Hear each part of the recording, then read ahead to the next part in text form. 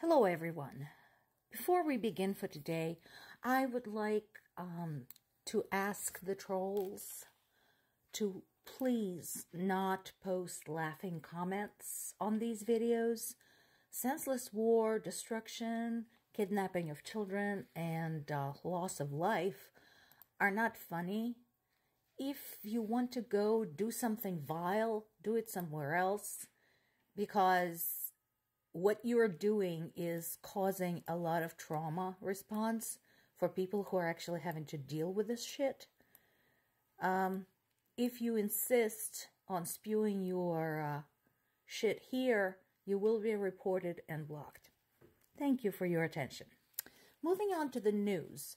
So most of the news today are talking about the hit of the Russian oil refinery near St. Petersburg.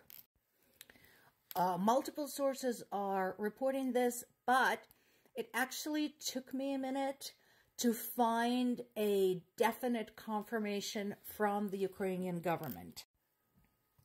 And here it is. This is in The Guardian. Here's why this is important.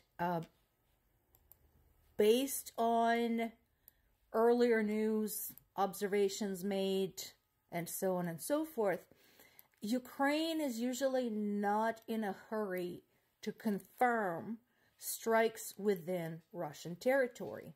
Why is that? That is one of the challenges of Ukrainian diplomacy. There's been a lot of hesitation among Ukraine's allies whether to provide Ukraine with long-range missiles that would enable it to carry out strikes within Russia.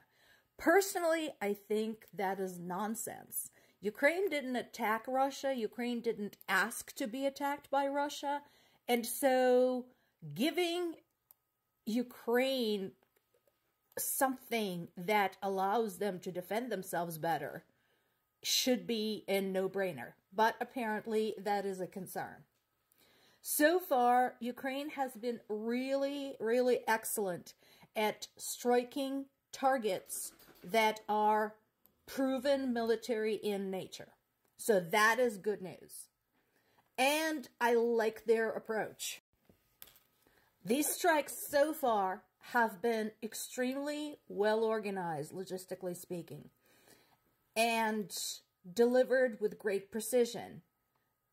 Russia cannot make the argument that Ukrainians are bombing out, peaceful population, that Ukrainians are targeting civilians, because all of these targets, unlike Russia's bogus claims when they bomb out a medical center and then say it was a NATO headquarters. Now, Ukraine can present proof that here is the target, here's what we hit, here's what we did, and here's how it was used to fuel the war in Ukraine. In this particular case, literally, because it was a fuel depot. So now that we have this confirmed, I can only tell you that this approach will likely continue. And judging by what we have seen so far, there's going to be a wider reach by Ukrainian forces, Ukrainian intelligence, Ukrainian drones, as they're figuring out how they can get to targets that are quite some distance removed from Ukraine. Ukraine's ability to fight for itself is becoming more and more essential because of the continuing debate of whether or not to supply help to Ukraine, particularly in the U.S. Those of you who follow American news, so we were able to prevent another government shutdown, again, threatened by the Republican extremists in our House of Representatives, but the resolution did not include support for Ukraine. And I understand that, intellectually I understand that. It was, at the time, important to keep the government running to avoid the shutdown and hopefully get help for Ukraine later. But of course, at the human level, considering I have friends and family in Ukraine, specifically my parents, This is incredibly frustrating. The fact that there is a group of people who chooses consciously to play games, political games with human lives, to me is unconscionable. I do not understand that. I mean, I guess, yeah, okay, you like power, but honestly, how much do you really like it to stoop that low? So more to come on that. And then there is this question. This is from Kiev Independent. Good source. I like it. And doing its best to provide the news about what's going on internally in Ukraine in a fairly objective manner. They don't always succeed, but they're trying. So this is a good question. This has been on, you know, on the mind of a lot of people, especially those supporting Ukraine, for quite some time. And we're starting to get some answers, and the answers are uniquely unsatisfactory. As of right now, we don't have a good answer to the question of how many F-16s Ukraine is going to get. Between the Netherlands and Denmark, we have at least 37, and we know that Norway and Belgium promised to send some as well, but we don't know for sure. Now, a bigger problem is the delivery dates.